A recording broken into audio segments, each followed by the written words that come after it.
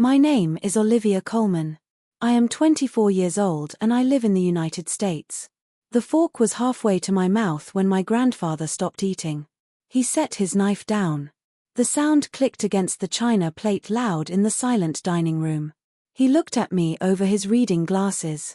Olivia, he asked calmly, did you get the email about your trust fund? I froze. My hands started shaking. I looked at my mother sitting across the table. She was staring hard at her mashed potatoes, refusing to meet my eyes. What trust fund? I whispered. We don't have any money, Grandpa. Grandpa didn't say a word to me. He just looked at my mother. Then he slid his open laptop across the heavy wooden table. I looked at the screen. I saw my name in bold letters. I saw 10 years of bank statements. I saw millions of dollars deposited. And then I saw the withdrawals. The balance was almost zero. I scrolled down to the contact information. The email address linked to the account wasn't mine. It was hers, my mother's. She had raised me to believe we were poor. She made me work for every dollar while she bought new dresses. But it was all a lie. She wasn't protecting me. She was robbing me. I looked up at her. She was sweating. Her hands were gripping the tablecloth.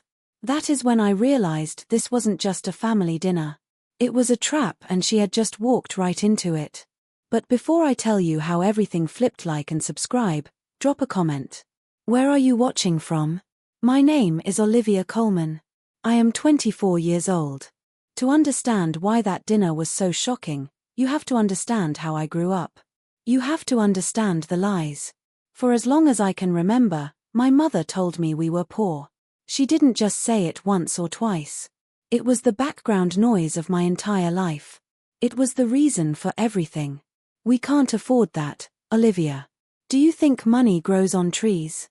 Be grateful you have a roof over your head. I believed her. Why wouldn't I? She was my mother. I thought she was doing her best. I thought she was struggling to keep us afloat.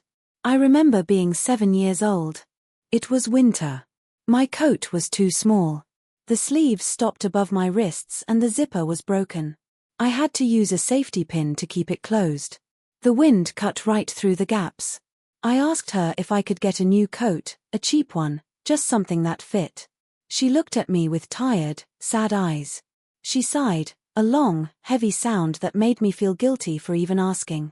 Olivia, she said, her voice tight.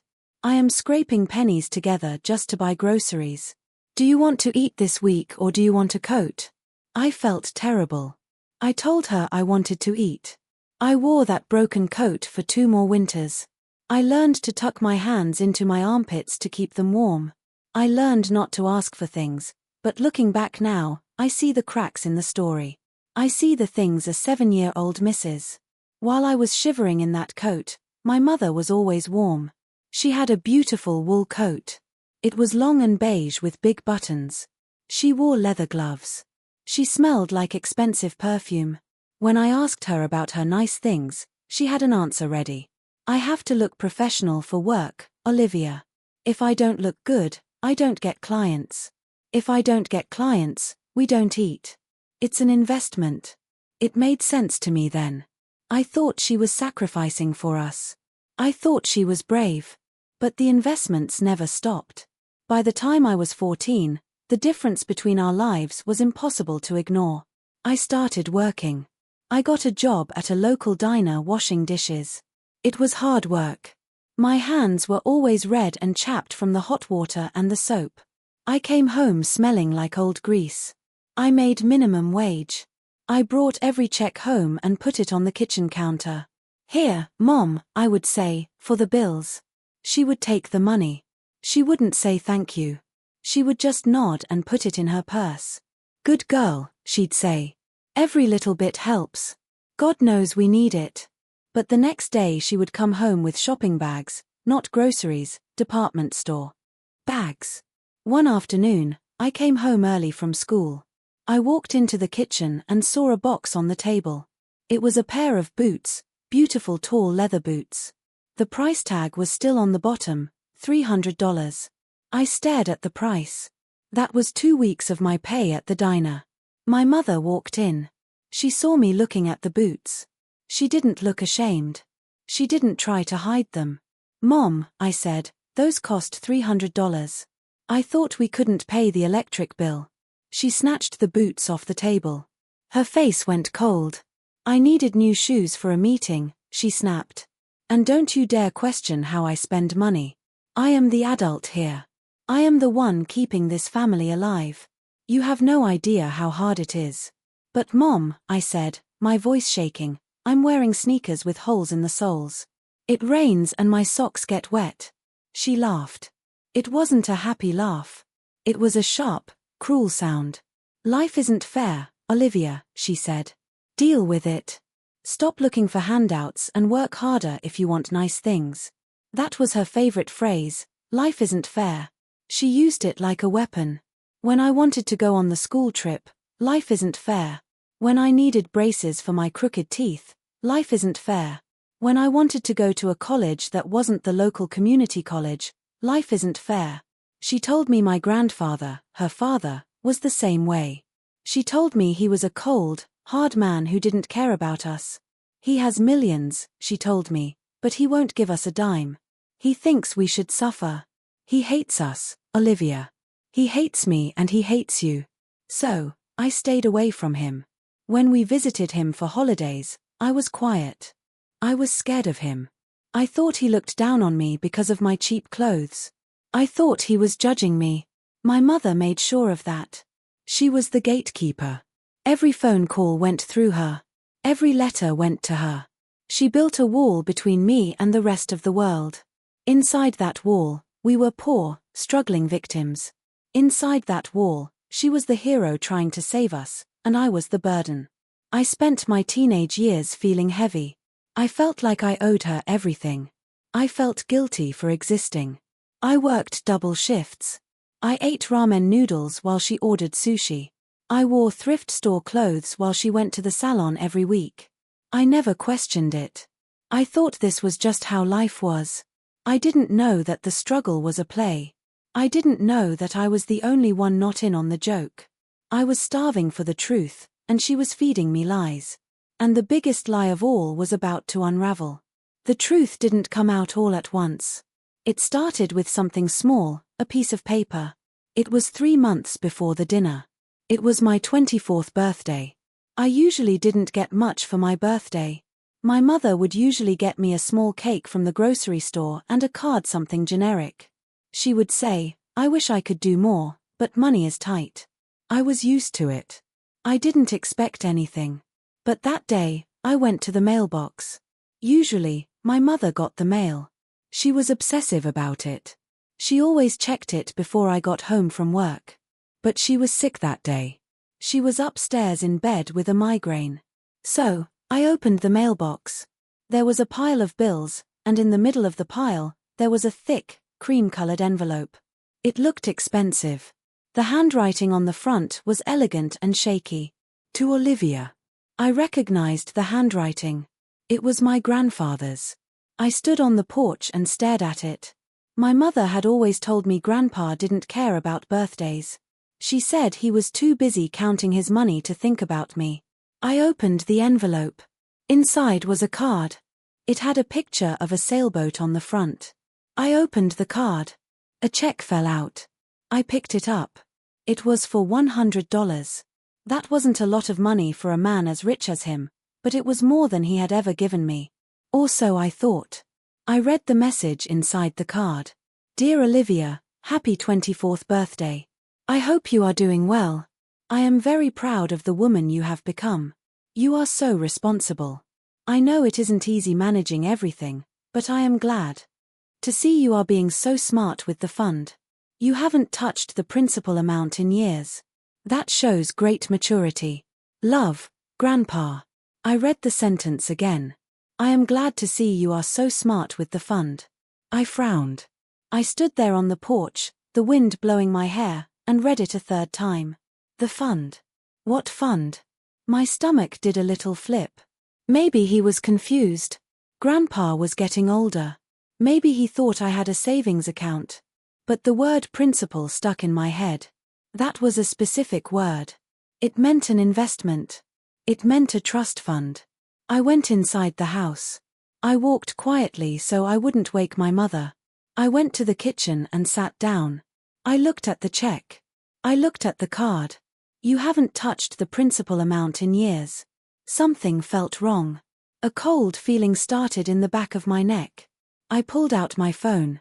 I looked up the name of the bank on the check Grandpa sent. It was a big national bank, one we didn't use. My mother and I used a small local credit union. I called the number on the back of the check. "Thank you for calling First National," a robotic voice said. I pressed 0. I wanted to talk to a person. A woman answered. "How can I help you?" My voice was shaking. "Hi, my name is Olivia Coleman. I think I might have an account there, a trust fund. My grandfather sent me a note about it, but I don't have the details." There was a pause, the sound of typing. "One moment, Ms. Coleman. Let me verify your identity." She asked for my social security number. I gave it to her. "Yes," she said cheerfully. "I see the account right here, the Olivia Coleman Trust." My heart stopped. "It exists?" I asked. "Yes, It's been active since you were 18, 6 years. Can you tell me?" I swallowed hard. "Can you tell me how much is in it?" "I can't give balances over the phone without a security code," she said. "But I can see that statements are being emailed monthly. Have you not been receiving them?" "No," I said. "I haven't." "That's strange," she said. "They are going to the email address on file, it says. scottcoleman76@gmail.com. I almost dropped the phone. That wasn't my email. That was my mother's email. "Are you sure?" I asked, my voice barely a whisper.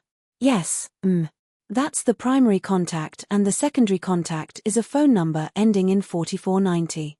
That was my mother's cell phone number." I hung up the phone. I felt sick. I felt like the floor was tilting under my feet. I walked into the living room. The family computer was there. It was an old laptop we shared. My mother used it mostly for her job searches and online shopping. I sat down. I opened the browser. I went to the bank's website. I typed in my username or what I thought might be a username. I tried my name, nothing. Then I clicked on the login box. The computer was set to remember me. A username popped up automatically. MotherBear76, my hand trembled as I moved the mouse. I didn't know the password, but the browser had saved that, too. Little black dots filled the field. I didn't click login yet. I was too scared. If I clicked that button, I would know. There would be no going back. If I clicked that button, the story of my life, the story of the poor struggling single mom and her ungrateful daughter would be over. I stared at the screen for a long time. I thought about the coat with the safety pin. I thought about the ramen noodles. I thought about the holes in my shoes. I thought about her telling me, "Life isn't fair." I pressed enter, the screen loaded. "Welcome, Olivia." The dashboard appeared. I saw the numbers. At first, my brain couldn't process them. It was too many zeros. Total assets, $12,000. That didn't seem right. Grandpa was wealthy. He wouldn't set up a trust fund with just $12,000.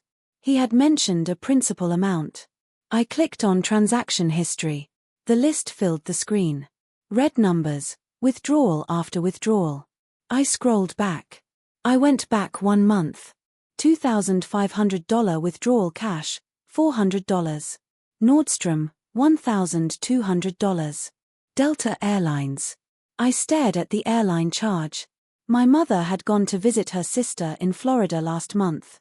She told me her sister paid for the ticket because we were so broke. She lied. I paid for it. I kept scrolling back. 6 months ago, $3,000 luxury spa resort. She told me she was going to a job interview in the city and staying with a friend. She came back with a tan. She said she got the tan from walking around the city looking for work. She lied. I paid for her vacation. I went back further. 1 year, 2 years, 3 years. The numbers got bigger. $15,000 transfer to S. Coleman personal checking. $8,000 car payment. I remembered when she got her car. She told me she leased the cheapest model they had. She said the payments were killing her, so I had to work extra shifts at the diner to help buy groceries. She bought the car with my money and I was working to feed us while she drove it. I went all the way back to the beginning, 6 years ago, the day I turned 18. There was a deposit. Deposit, $2,000, $2 million. I put my hand over my mouth to stop myself from screaming. My grandfather had given me $2 million to start my life. That money was supposed to be for college, for a house, for my future. And now, I looked at the balance again, $12,000. She had spent almost all of it. Over 6 years, she had blown through nearly $2 million. I felt a wave of nausea. I ran to the bathroom and threw up. I sat on the cold tile floor shaking. It wasn't just the money. It was the cruelty. She watched me struggle. She watched me cry over bills. She watched me skip meals. She sat across the table from me eating food I paid for with my minimum wage job while she had millions of my dollars in her pocket. She let me believe I was a burden. She let me believe I was dragging her down. I remembered her words, "I'm scraping pennies together." She wasn't scraping pennies. She was stealing millions. I stood up. I washed my face. I looked at myself in the mirror. I looked pale, ghostly, but my eyes were different. They weren't sad anymore. They were angry. I went back to the computer. I needed proof. I needed more than just a look at the screen. I found the section for documents. I found a PDF titled Authorization for Withdrawal. I opened it. It was a form authorizing a transfer of $50,000. It was dated 3 years ago. At the bottom was a signature, Olivia Coleman. It was my name, but it wasn't my handwriting. The loops were too big. The A was too fancy. It was her handwriting. She had tried to disguise it, but I knew how she wrote. She had forged my signature. That was a crime, a felony. I didn't confront her.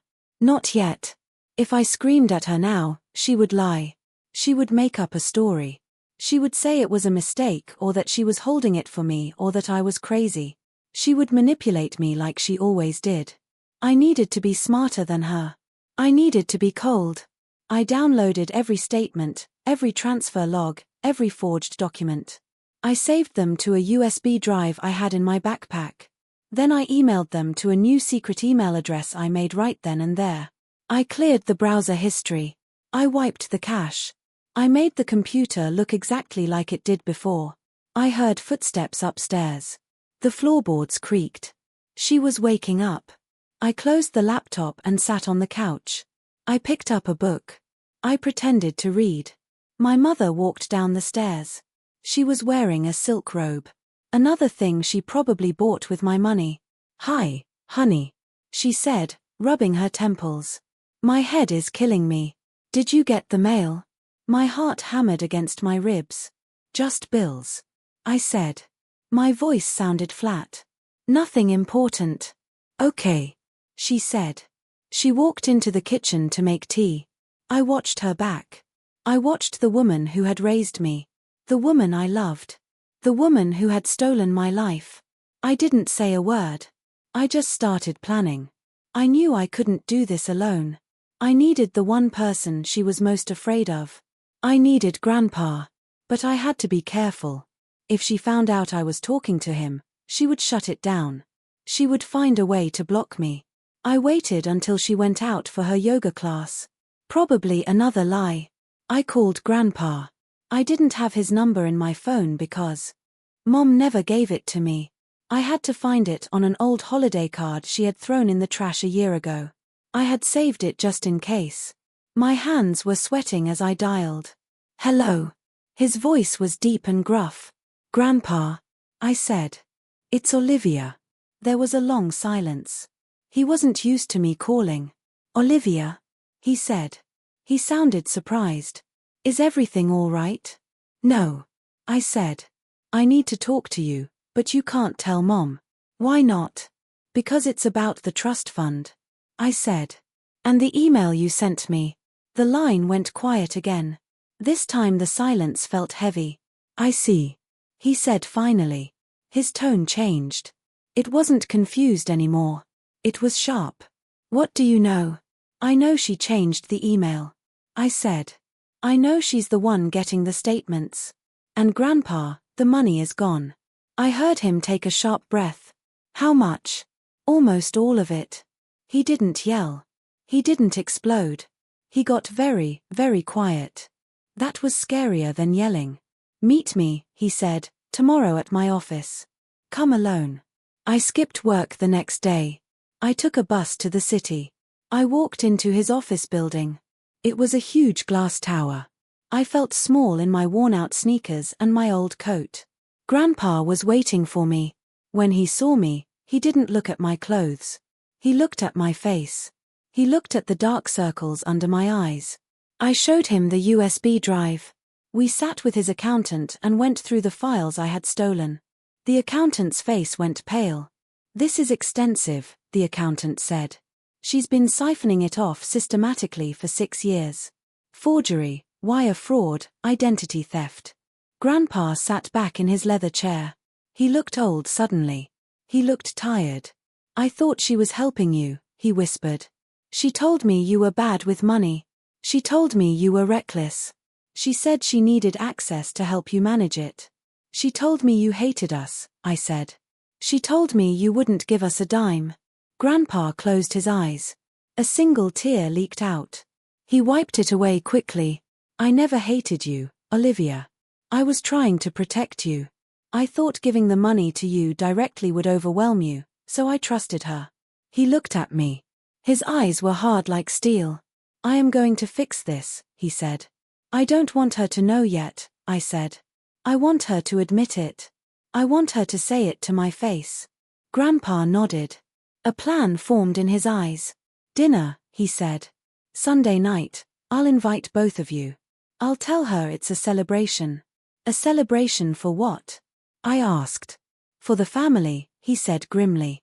She won't be able to resist. If she thinks everything is normal, she'll come. She's greedy. She'll think I'm giving her more money. The next few days were a blur. I had to act normal. I had to eat dinner with her. I had to listen to her complain about money. The electric bill is so high this month, she sighed on Friday. I don't know how we'll pay it. It took everything I had not to scream. Use the $3,000 you spent on the spa. But I stayed quiet. Sunday came, we got dressed. Wear something nice, Olivia, she said, looking me up and down with disapproval. Don't embarrass me in front of your grandfather. I put on a simple black dress. It was old, but it was clean. We drove to Grandpa's house. It was a mansion on a hill. My mother was in a good mood. She was humming. She thought she was going to get a check. She thought she had one. We walked into the dining room. The table was set with crystal glasses and silverware. Grandpa was standing at the head of the table.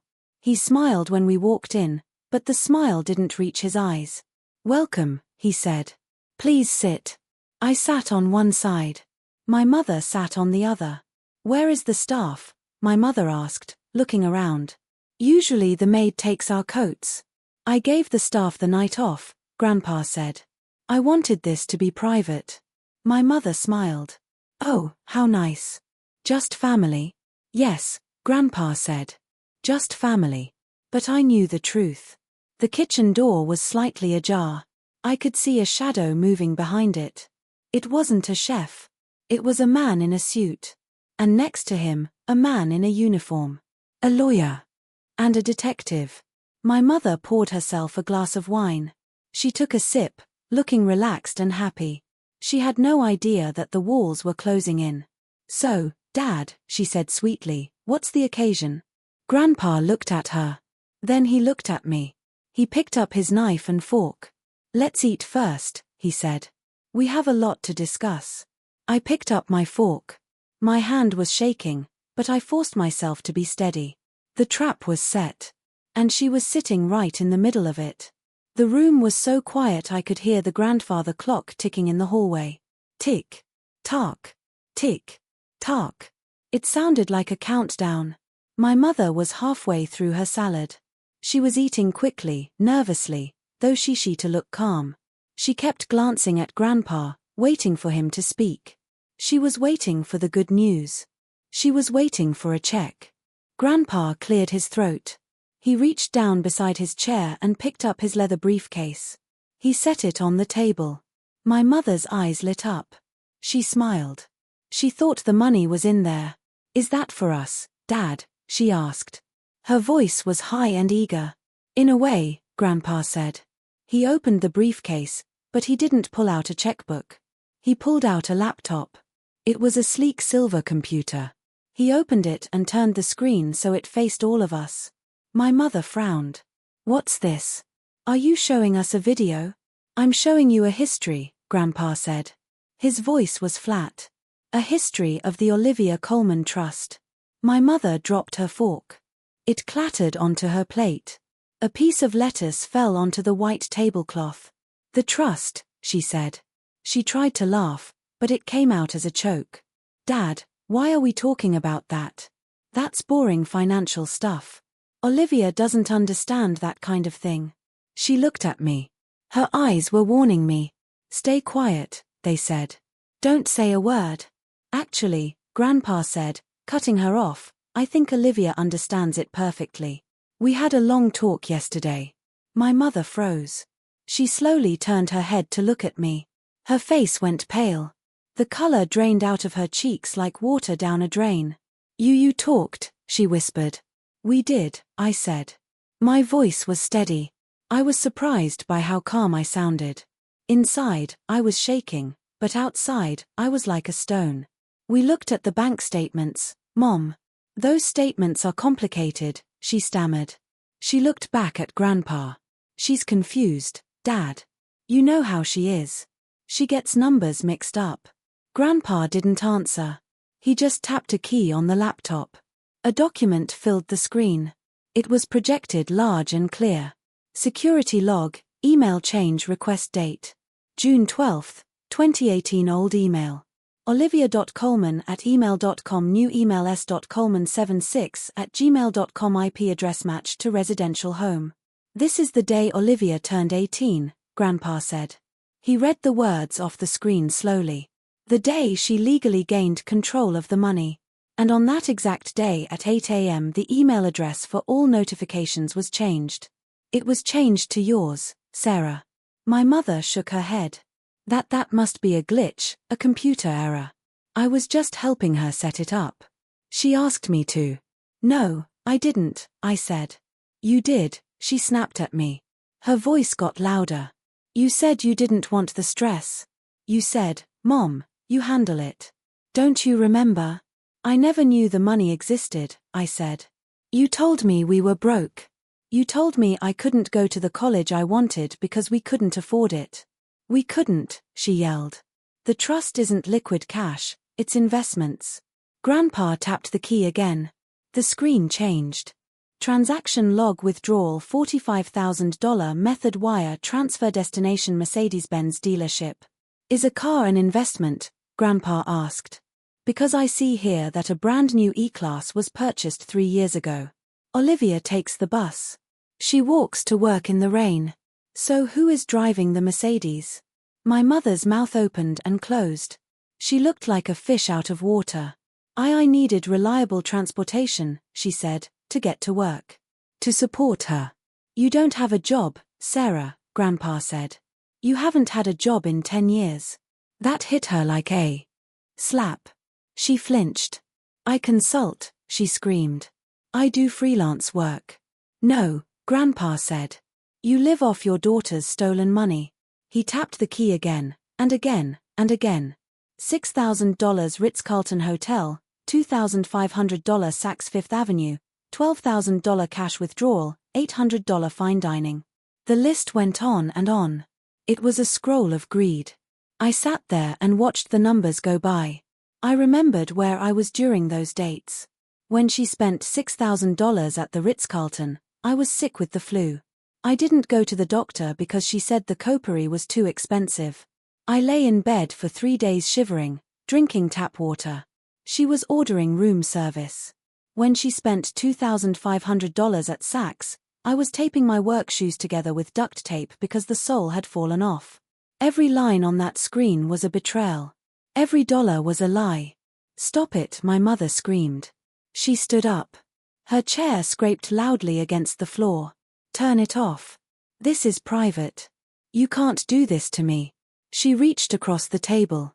She tried to grab the laptop. She wanted to smash it. She wanted to destroy the evidence, but she wasn't fast enough. The kitchen door swung open all the way. A man in a sharp grey suit walked in.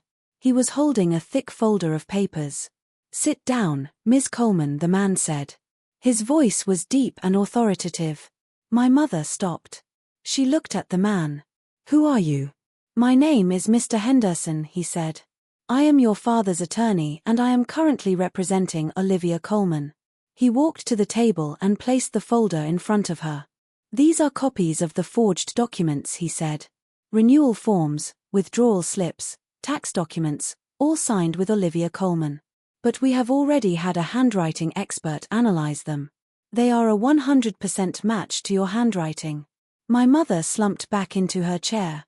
She looked small. She looked trapped. "It's a misunderstanding," she whispered.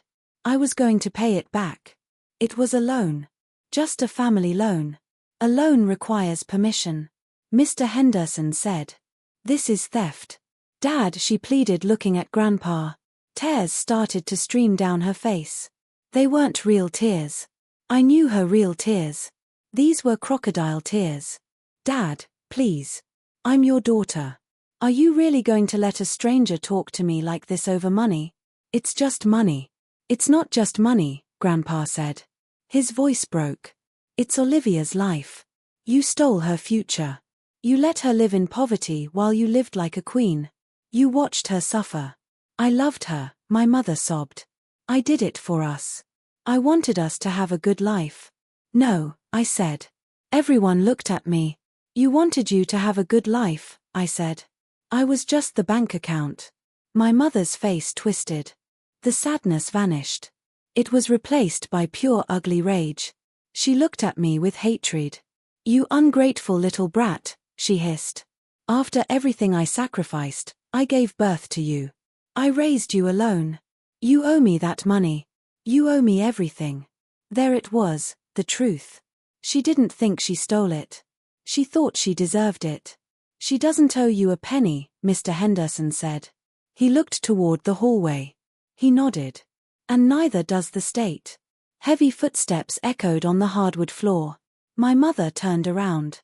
A police officer and a detective in plain clothes walked into the dining room. The detective was holding a pair of handcuffs. They glinted under the chandelier light. The trap had officially sprung. The air in the room changed instantly. It went from heavy to electric. My mother saw the police and she screamed. It wasn't a word. It was just a high-pitched noise of terror. "No," she yelled. "No, no, no, you can't be here. Get out of my father's house." She backed away until she hit the wall. She looked wild. Her hair was messy. Her eyes were wide. She looked like an animal in a cage. "Sarah Coleman," the detective said calmly. He walked toward her slowly. "I have a warrant for your arrest." "For what?" She screeched. "I didn't do anything. I'm a mother. I'm a good mother." "You are being charged with grand larceny," the detective said. He was reading from a small notebook. "Identity.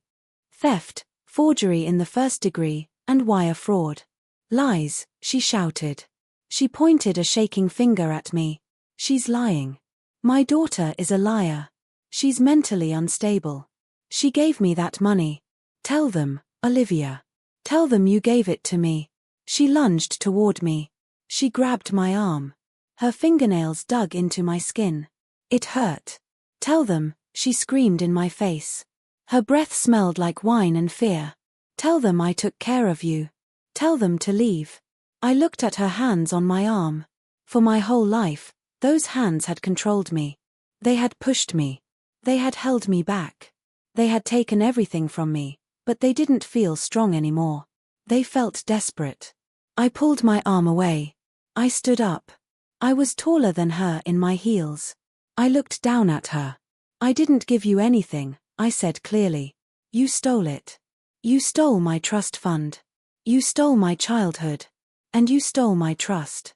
Olivia, please, she begged. Her tone switched instantly from anger to pathetic begging. She grabbed my hand again. Baby, please. Don't let them take Mommy. Jail, I can't go to jail. I'm not a criminal. I'm your mom. Remember when you were little? Remember how we used to cuddle? Please, Olivia. Just tell them it was a mistake. We can fix this. I'll pay it back. I promise. It was the hardest moment of my life. Part of me, the little girl who just wanted her mom to love her, wanted to save her. I wanted to say, okay, stop. Let her go.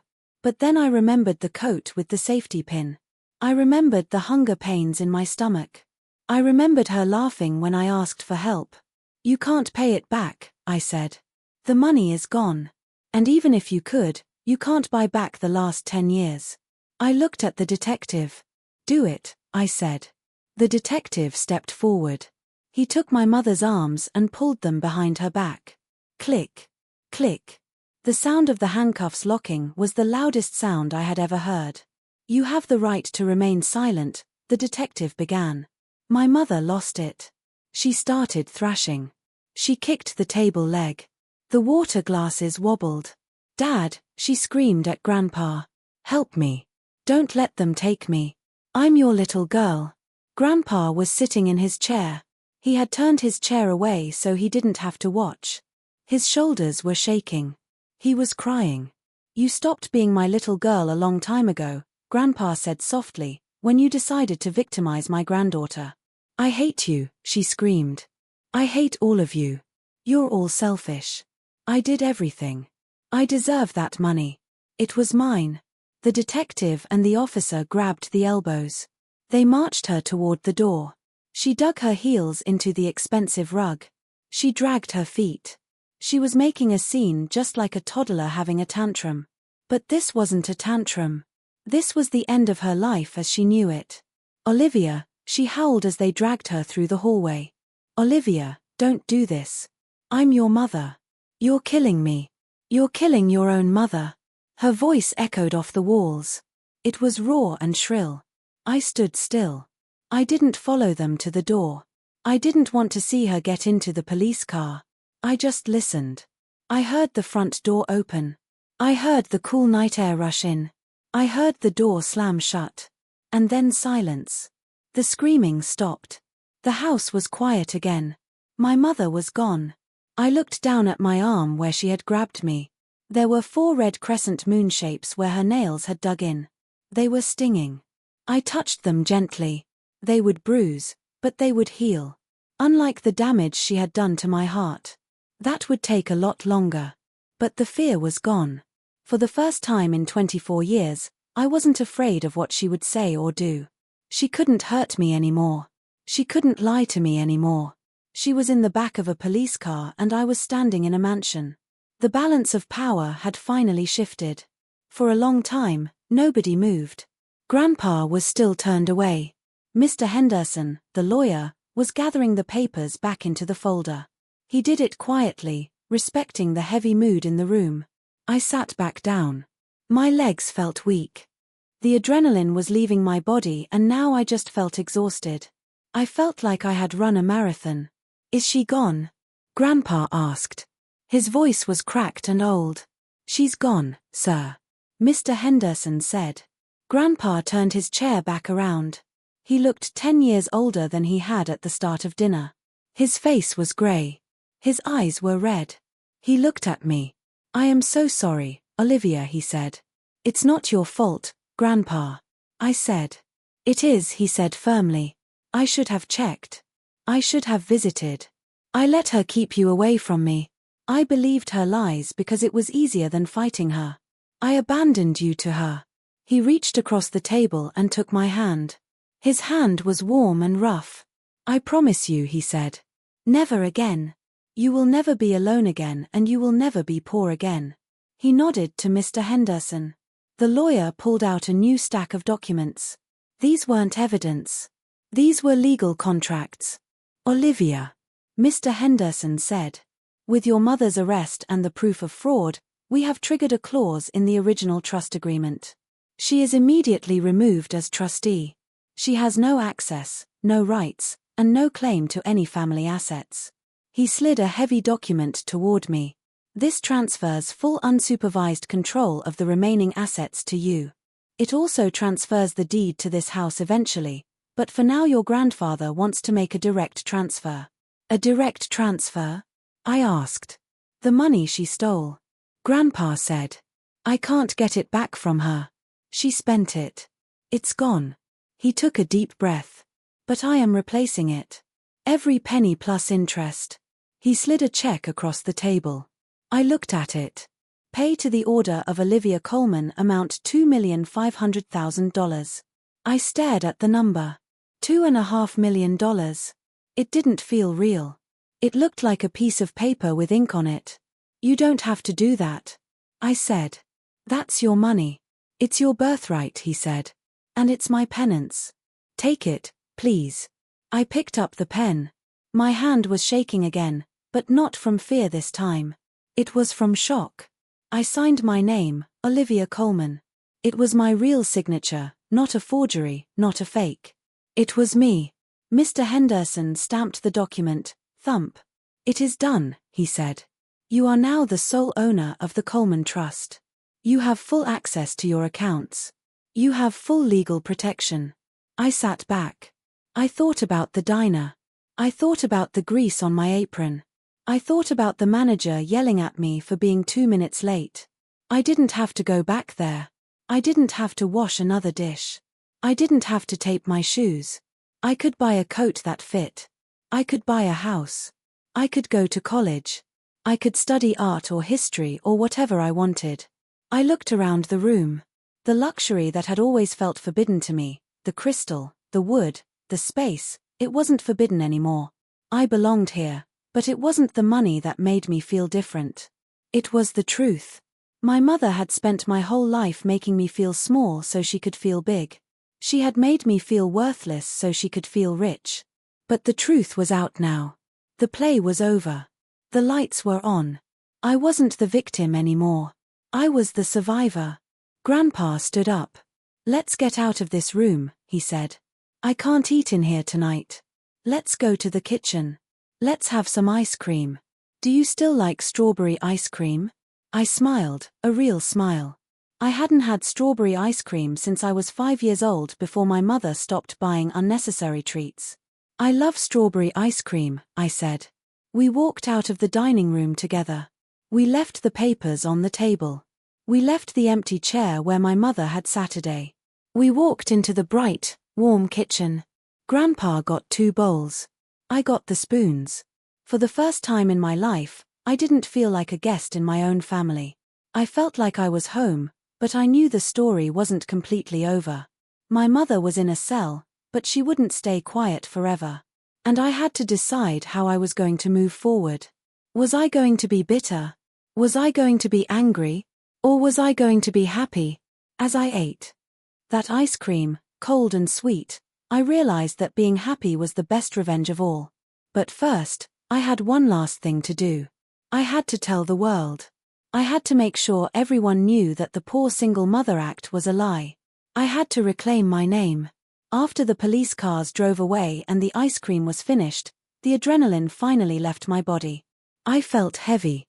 I felt like I could sleep for a week. Grandpa wanted me to stay at his house. He had a dozen empty bedrooms. He had staff who would make up a bed with silk sheets. He told me I never had to go back to that dark, cramped townhouse again. But I told him I had to go back just for one night. Why? He asked, looking worried. There's nothing there for you, Olivia. It's a bad place. I need to pack, I said, and I need to say goodbye to it. If I don't go back and walk out on my own 2 feet, I'll always feel like I'm running away. I want to leave on my terms. Grandpa understood. He had his driver take me home. The car ride was smooth and quiet. I looked out the window at the city passing by. Usually, I took the bus. I was used to the noise, the smell of exhaust, the people shouting. But in the back of this car, it was silent. It was peaceful. We pulled up to the townhouse. It looked different now. Before, it looked like my whole world.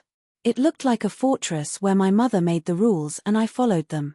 Now, it just looked like a small, sad house with peeling paint and a dead garden. It looked like a lie. I unlocked the front door. The house was dark. My mother had left the lights off to save money, my money. I walked inside and flipped the switch. The light buzzed. I stood in the hallway. It was so quiet. Usually, the TV would be blaring. Or my mother would be on the phone, laughing that fake laugh she used with her friends, or she would be yelling at me to clean something. Tonight, there was nothing, just the hum of the refrigerator. I walked into the kitchen. I saw the table where we ate dinner every night. I saw her chair. I saw my chair. I walked over to the fridge and opened it. It was full of cheap food, generic soda, bologna, frozen dinners. Then I opened the cabinet where she hid her special snacks, expensive chocolates, imported wine, the things she told me we couldn't afford. I took a bottle of wine. I poured it down the sink. The red liquid swirled down the drain. It looked like blood. I went upstairs. I walked past my mother's room. The door was open. I went inside. Her room smelled like her perfume. It was overpowering. I looked at her closet. I slid the door open. It was packed, rows and rows of designer dresses, coats, shoes in boxes, handbags that cost more than I made in a year. I touched a silk blouse. It was soft. I thought about how many shifts at the diner I worked to pay for this blouse. I thought about how many times I walked home in the rain so she could buy these shoes. I didn't feel angry anymore. I just felt disgusted. It was just stuff. It was a pile of expensive junk bought with stolen trust. I left her room and went to mine. My room was small, a single bed, a cheap dresser, a desk with a wobbly leg. I pulled my old duffel bag out from under the bed. I started to pack, but then I stopped. I looked at my clothes, t-shirts with holes, jeans that were faded and thin, the sweater I had worn since high school. Why was I packing this? These were the clothes of a victim. These were the clothes of the girl who believed she was worthless. I didn't need them. I put the t-shirt back. I put the jeans back. I only packed the things that mattered, a photo of my dad who died when I was a baby, my sketchbook, my favorite book, my documents. That was it. Everything else, the poverty, the struggle, the hammer-downs, I was leaving it behind. I zipped up the bag. It was light. It felt good. I lay down on my bed for the last time. I thought I would cry. I thought I would miss my mom, but I didn't. I stared at the ceiling and listened to the silence. For the first time, the silence wasn't lonely. It was freedom. Nobody was going to barge in and yell at me. Nobody was going to ask me for money. Nobody was going to lie to me. I slept better that night than I had in 24 years. The next morning, the sun woke me up. It was bright. I showered. I put on my best outfit, the black dress from the dinner. It was the only nice thing I owned. I grabbed my bag. I walked down the stairs. I wrote a note and left it on the kitchen table. It wasn't for my mother. It was for the landlord. Keys are on the counter. The rent is paid. I'm gone. I walked out the front door. I locked it. I dropped the key through the mail slot. Clink. The sound of the key hitting the floor was the final period at the end of a long, terrible sentence. I turned around. Grandpa's car was waiting for me at the curb. The driver opened the door. "Where to, Miss Coleman?" he asked. I looked back at the house one last time, then I looked forward. "To the bank," I said, "and then, anywhere I want." I got in the car. As we drove away, I didn't look back. I wasn't the poor kid anymore. I wasn't the daughter of a thief. I was Olivia Coleman, and my life was just beginning. It has been 6 months since that dinner. A lot has changed. I don't live in that townhouse anymore. I live in a condo downtown. It has big windows that let in the sunlight. It has a kitchen with brand new appliances. And the best part? The fridge is full of food that I like. Strawberry ice cream, fresh fruit, good cheese. I don't work at the diner anymore. I quit the day after the arrest. My boss told me I was making a mistake. He said I'd never find another job that tolerated me. I just smiled and walked out. I didn't tell him I was a millionaire. I didn't tell him I owned the building he was renting. That was a surprise I found out later. Grandpa's company owns the strip mall. I decided not to renew the diner's lease. Life isn't fair, right? My mother is currently in a minimum security prison. Her lawyer tried to get her a plea deal, but the evidence was too strong.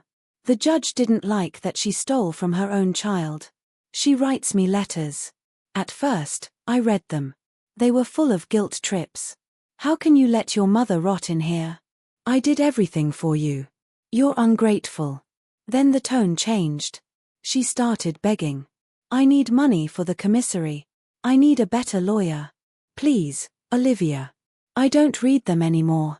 When a letter comes with the prison stamp on it, I don't even open it. I put it directly into the shredder. ZZZZZZT. It's a satisfying sound. Some people tell me I'm being cold. They say, but she's your mother. You only get one mother. They don't understand. DNA doesn't make you a family. Love makes you a family. Trust makes you a family.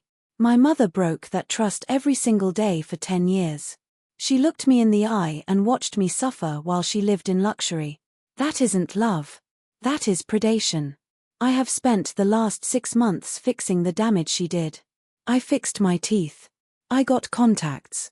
I bought clothes that keep me warm, but I'm also fixing the inside. I'm going to therapy. I'm learning that it's okay to spend money on myself. I'm learning that I deserve to be happy. Grandpa and I have dinner every Sunday. Real dinners. We talk about books and politics and art. We don't talk about money. We don't need to. He is trying to make up for lost time. He still feels guilty, but I told him to stop. He saved me.